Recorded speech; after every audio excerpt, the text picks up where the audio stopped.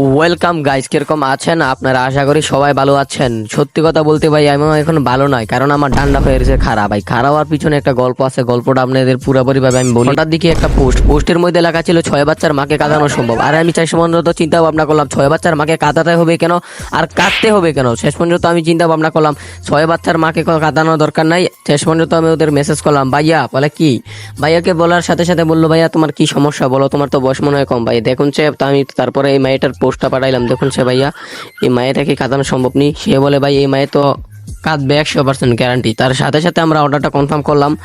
অর্ডারটা কনফার্ম করার সাথে সাথে ওরা আমারে 2 দিনের ভিতরে ডেলিভারিটা দিয়ে দিল।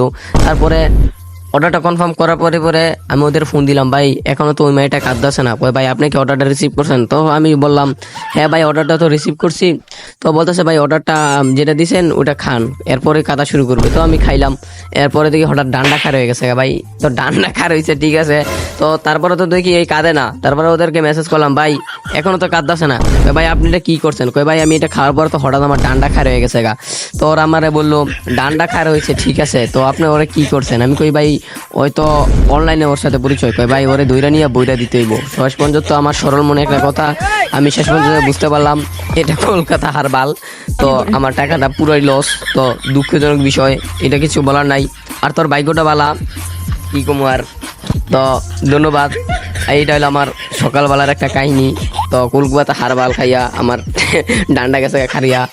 ভাই আপনারা যে ডান্ডা ভাবতেছেন ওই ডান্ডা না, আবার আমার মাথার চুল খারে গেছে গা, বুঝতে পারতেছেন এটা আমি ডান্ডা বলি। আর আপনারা যেটা ভাবছেন ওইটাও।